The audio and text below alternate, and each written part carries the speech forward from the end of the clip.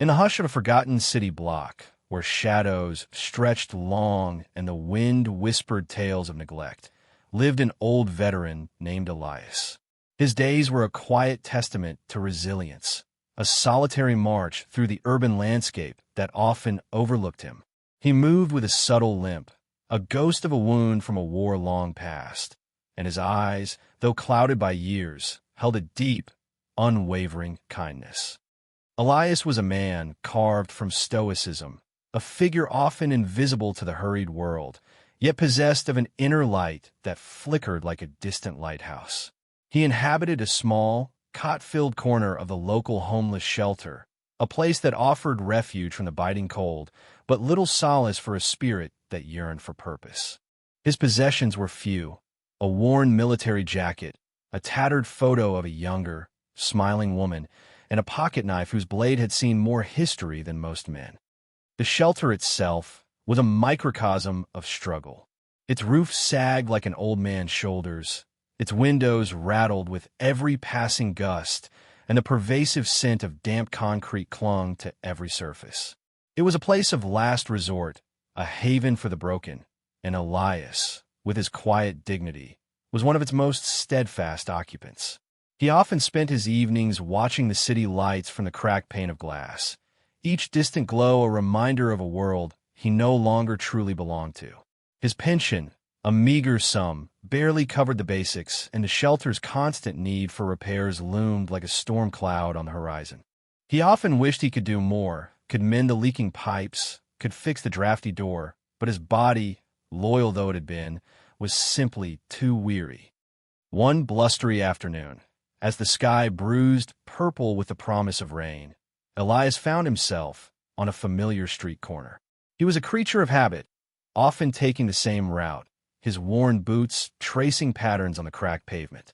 The air was thick with the scent of impending weather, and the few pedestrians hurried past, their collars pulled high against the chill. Then, the familiar thrum of a motorcycle engine broke the monotonous hum of the city.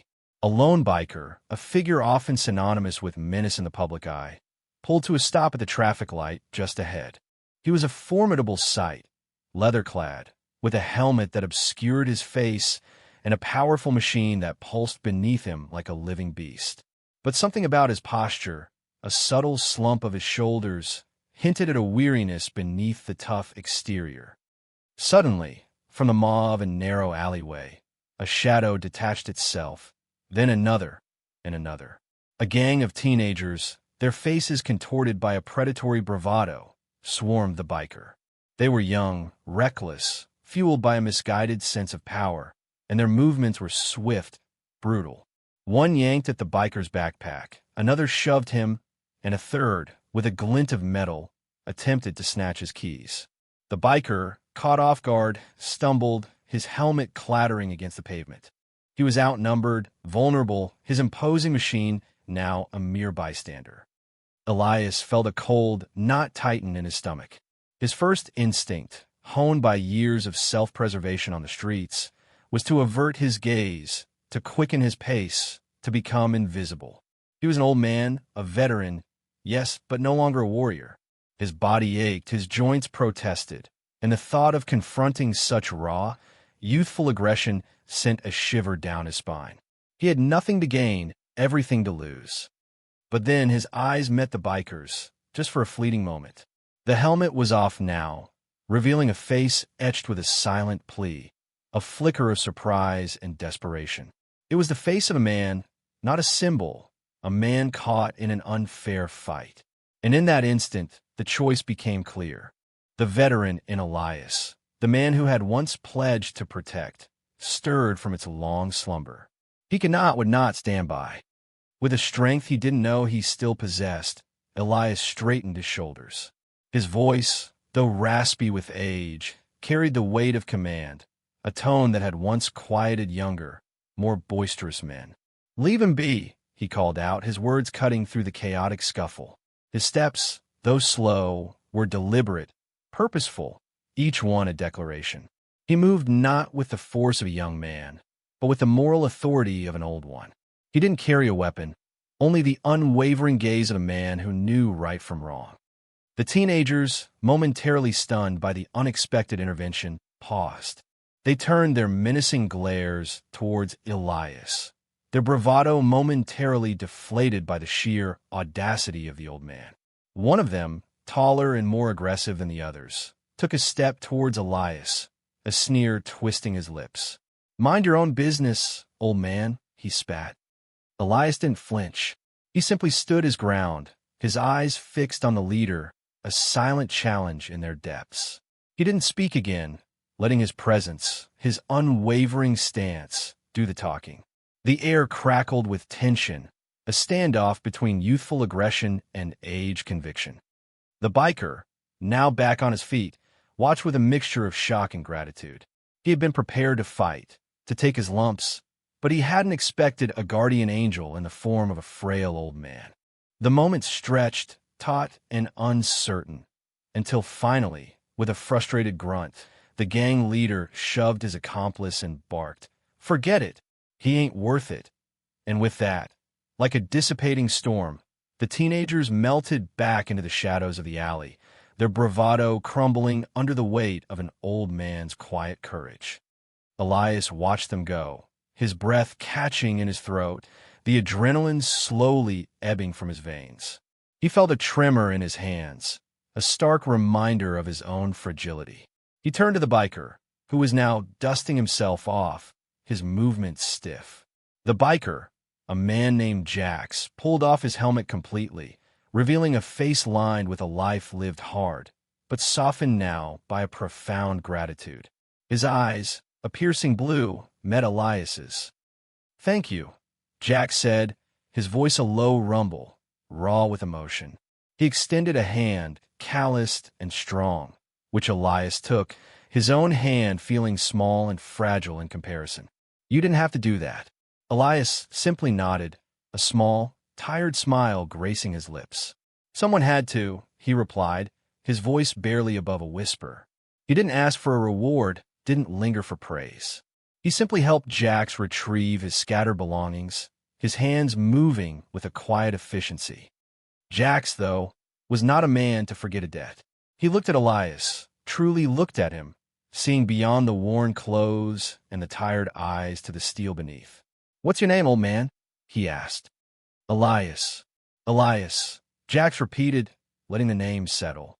"I won't forget this." He started his bike, the engine roaring to life, a powerful symphony of gratitude. He nodded once more to Elias, a silent promise in his eyes, then roared away, disappearing into the gathering dusk.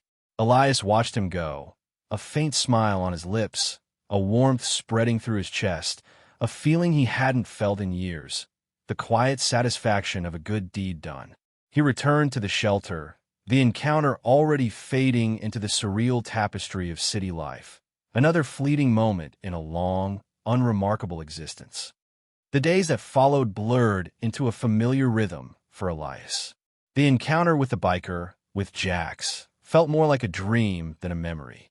The shelter's leaky roof continued its steady drip, the drafty door whistled its mournful tune, and the constant hum of the city outside seemed to mock the quiet desperation within.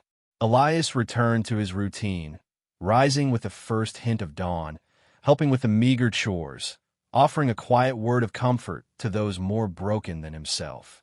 He was the same man, in the same place, his act of courage already a fading echo in the vastness of his solitary life.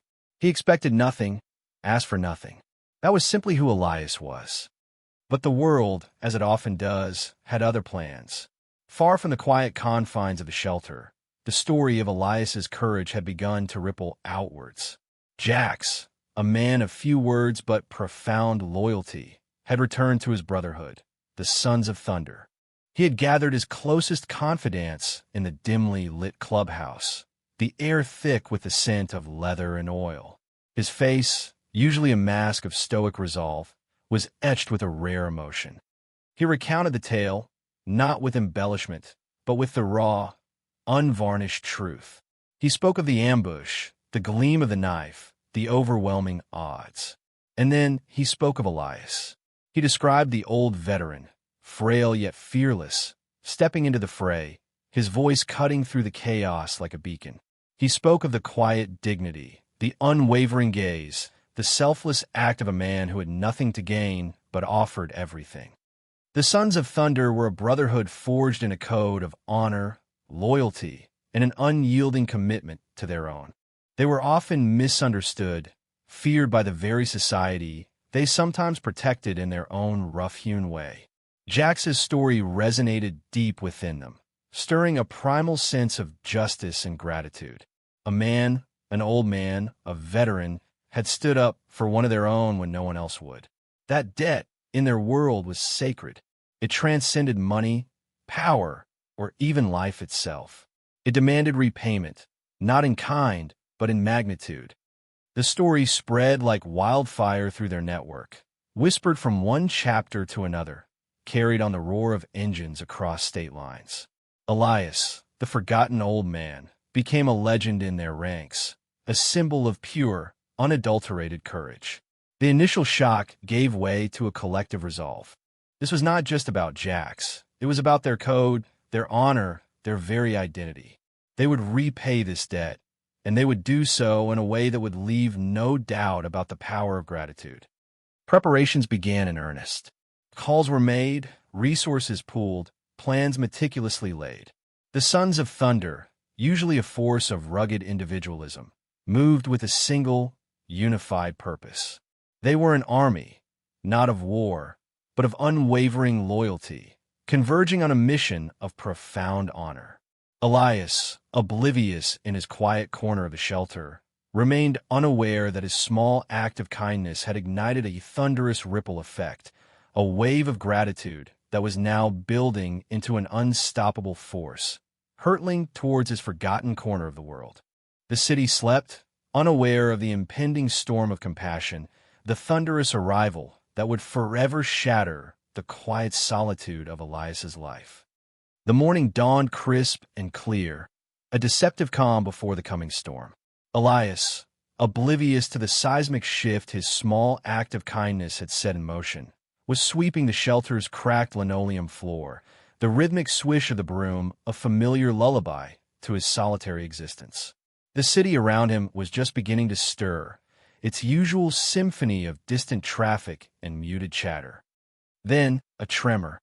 It started subtly, a low, almost imperceptible vibration beneath his worn boots. It was the kind of feeling one might dismiss as a passing heavy truck, a momentary rumble in the urban cacophony. But it didn't pass. Instead, it grew a deep, resonant hum that seemed to rise from the very earth itself. The air began to thicken, to throb with an unseen energy. The windows of the shelter, already prone to rattling, now shivered violently in their frames. The cups on the rickety kitchen shelf danced a frantic jig. The sound, once a distant vibration, was rapidly escalating, transforming into a ground-shaking roar. It was a sound unlike any Elias had ever heard, a primal symphony of power and intent. It wasn't the scattered noise of individual vehicles. It was a unified, monstrous growl, the collective voice of 1,000 engines, a mechanical beast awakening. The very foundation of the shelter seemed to groan in protest, the old building trembling as if caught in the grip of an earthquake. Elias dropped his broom, his heart hammering against his ribs like a trapped bird. He moved towards the shelter's grimy front door, his steps faltering, a cold dread snaking its way up his spine. The roar was deafening now, a wall of sound that pressed in on him, stealing his breath. It was the sound of an approaching army, a relentless, unstoppable force. He peered through the grimy window, his eyes widening in horror. The street, usually a mundane stretch of cracked asphalt, was transforming before his very eyes. A river of steel, a black tide of leather and chrome, was pouring down the avenue, stretching as far as the eye could see. Hundreds, perhaps 1,000 motorcycles, gleaming under the pale morning sun, advanced with a terrifying precision. Each rider, a dark silhouette against the chrome, sat astride a thrumming beast, their collective presence an overwhelming, unyielding force. It was an army on wheels, a menacing procession that swallowed the entire block. The air thrummed with the raw power of their engines, a guttural roar that vibrated through his very bones. The streetlights flickered, overwhelmed by the sheer, kinetic energy. Fear, cold and absolute, seized Elias.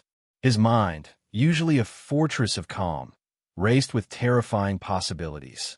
He had helped a biker, yes, but what if he had misjudged? What if this was not gratitude, but revenge? What if his small act of kindness had somehow, inadvertently, drawn the wrath of an entire brotherhood, a force he could never hope to comprehend, let alone contend with? He remembered the biker's piercing blue eyes, the raw gratitude, but now, under the terrifying onslaught of this metallic tide, that memory twisted into a harbinger of doom. He had made a terrible mistake. He had brought this upon himself, and worse, upon the vulnerable souls within the shelter. He stumbled back from the window, his breath ragged, his hands shaking uncontrollably.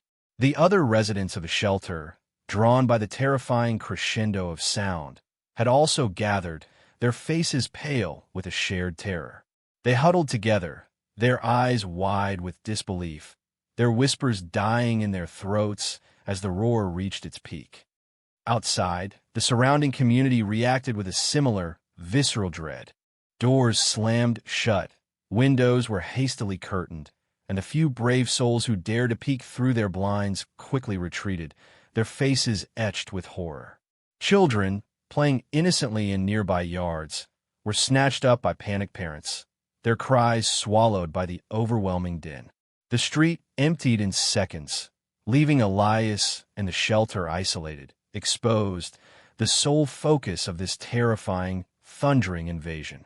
Society's inherent prejudice against the biker world, often simmering beneath the surface, now erupted into full-blown panic. These were the outlaws, the dangerous ones, and they had come. Elias felt a crushing weight of responsibility. He had tried to do good, to offer a moment of decency in a harsh world, and now, it seemed, he had unleashed a nightmare. He pressed his back against the cold, damp wall of the shelter, his eyes squeezed shut, bracing himself for the inevitable. The roar outside was a physical entity, pressing against the very walls, threatening to shatter not just the windows, but his fragile sense of hope.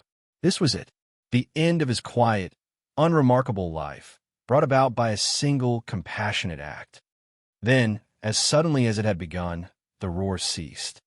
The abrupt silence that followed was more profound, more terrifying than the thunderous noise that had preceded it. It was a vacuum, a sudden, heavy void that pressed in on Elias, leaving his ears ringing, his heart pounding a frantic rhythm against the sudden stillness. The very air felt thick, charged with an unspoken tension. Outside, the river of steel had come to a complete, synchronized halt. Hundreds of motorcycles, lined up in an impossibly precise formation, stood silent, their engines cut in perfect unison. It was an act of discipline that bordered on the surreal, a testament to the absolute control these men wielded. Then, from the lead bike, a figure dismounted. It was Jack's. He moved with a quiet authority, his leather jacket swaying with his stride. He walked towards the shelter's door, his face unreadable beneath the shadow of his helmet.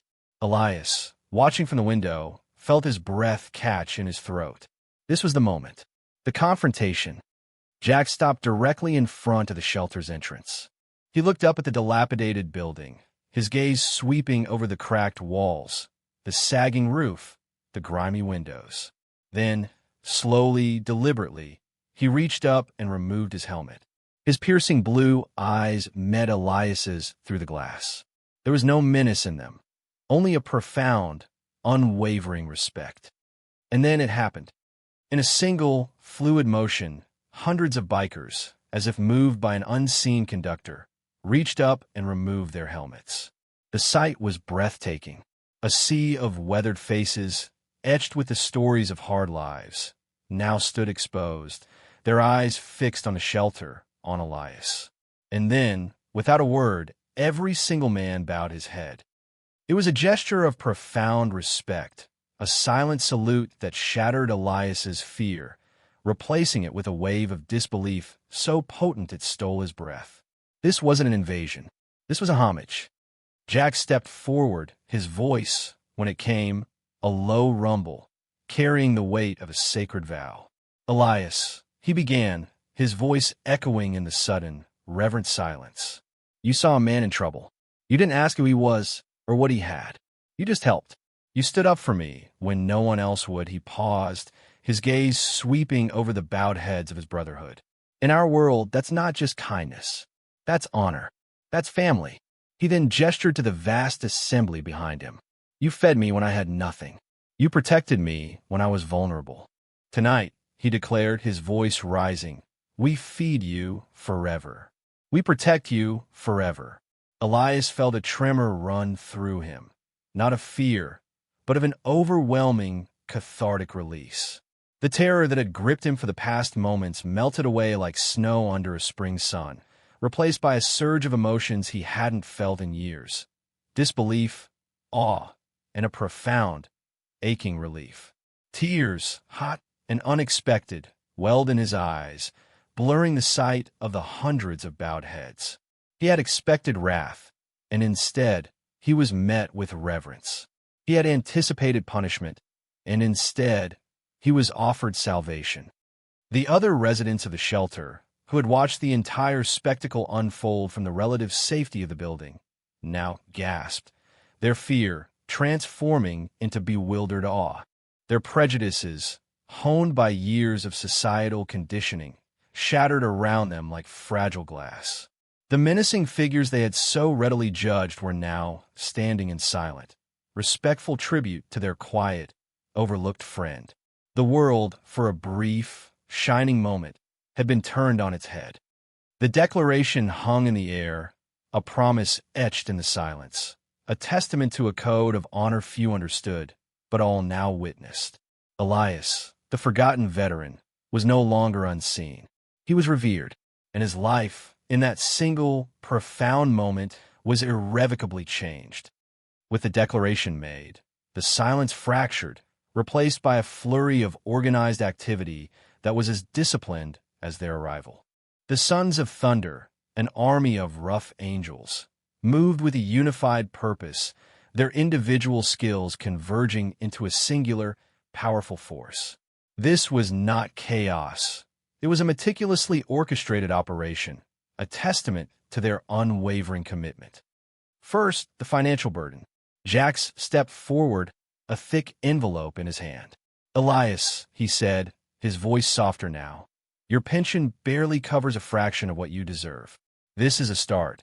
Inside the envelope was not just money, but a meticulously organized stack of documents. The shelter's outstanding debts, the looming property taxes, the overdue utility bills, all paid, every single one. The burden that had weighed on Elias and the shelter for years, a crushing weight of financial insecurity, was lifted in an instant. It was a freedom he hadn't dared to dream of, a liberation from the relentless grip of poverty. But their gift transcended mere money. The bikers, 100 strong, fanned out across the shelter and its surrounding property. They were not just riders. They were skilled tradesmen, their calloused hands now wielding tools with expert precision.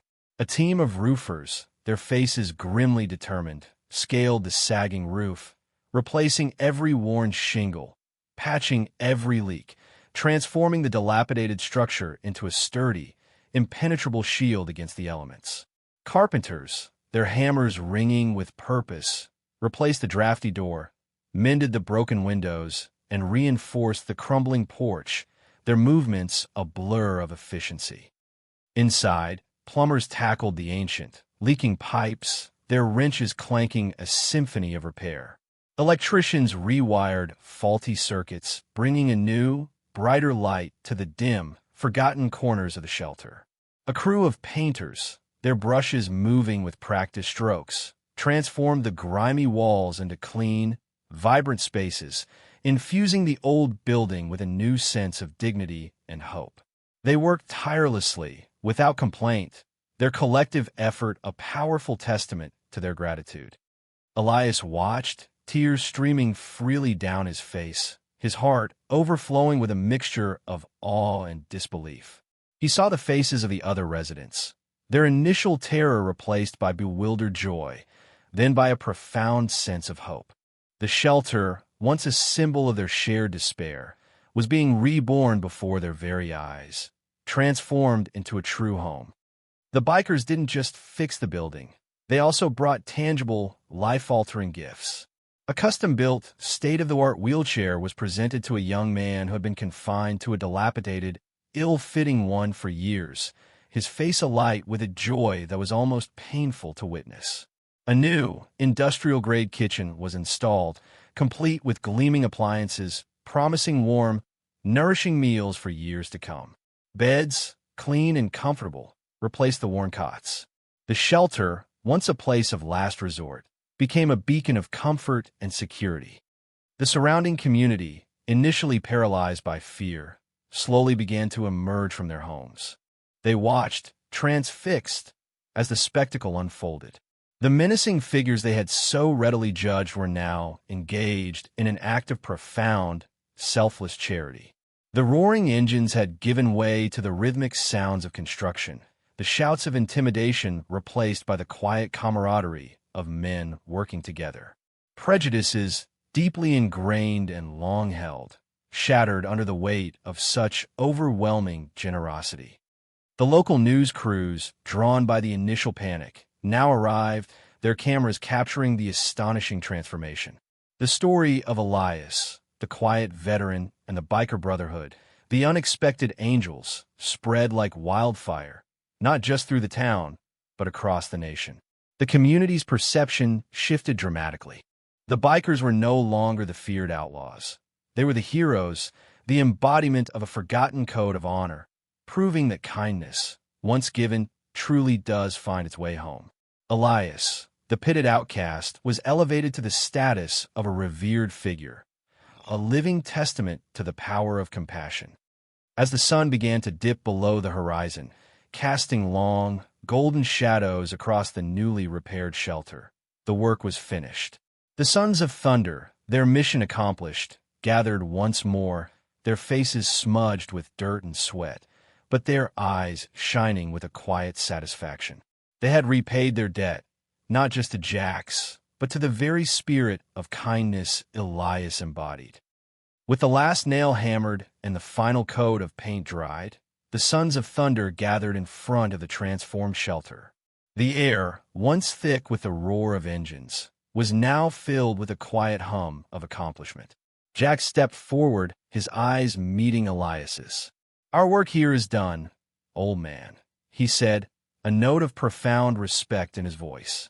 "But our debt to you, it will never truly be repaid." Then, in a gesture that mirrored their arrival, the hundreds of bikers, now clean and orderly, mounted their machines. But this time, there was no terrifying roar.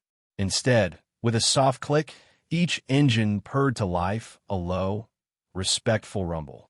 As one, they turned their bikes, forming a disciplined procession. As they began to move, slowly, deliberately, each biker offered a final salute to Elias, a silent acknowledgement of the bond forged in an act of courage. The river of steel flowed away, leaving behind not destruction, but a legacy of profound generosity, fading into the twilight as an organized, reverent departure.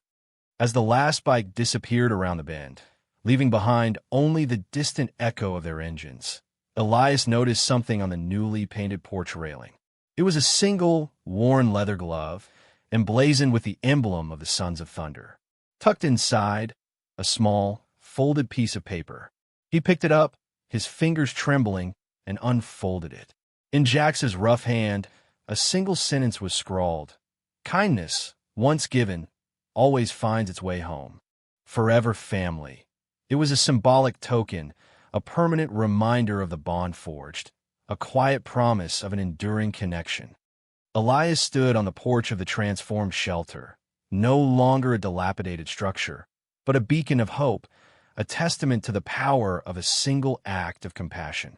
He looked out at the street, now quiet and peaceful, but forever changed. His own life, once a solitary march, was now intertwined with a powerful brotherhood, a family he never expected. He was no longer the unseen, the forgotten. He was the honored, the revered. His pension, once a meager lifeline, was now a small supplement to a life free from financial worry. The shelter, his home, was now a vibrant, thriving community, a place where the broken found not just refuge, but true solace and dignity. Elias, no longer burdened by the weight of his own struggles, found a renewed purpose. He used the newly abundant resources of the shelter to reach out to others, to expand their outreach programs, to ensure that no one in his city would ever feel as forgotten as he once had. His kindness, once a quiet whisper, had become a resounding chorus, inspiring others to pay it forward. The story of Elias and the Sons of Thunder became a legend, a modern fable whispered in hushed tones, a reminder that true honor often hides behind an intimidating exterior, and that the greatest acts of courage are often born from the simplest acts of human decency. Elias lived out his remaining years in peace, surrounded by a community that honored him and a found family that cherished him. He was a living testament to the profound truth that kindness, once given, always finds its way home, often in ways more powerful and transformative than one could ever imagine. So, what act of kindness, however small, might you offer today? What ripple might you start in the vast ocean of humanity? For it is in these quiet, selfless moments that the greatest transformations begin, proving that a single spark of compassion can ignite a thunderous wave of change, forever altering the landscape of lives, one kind deed at a time.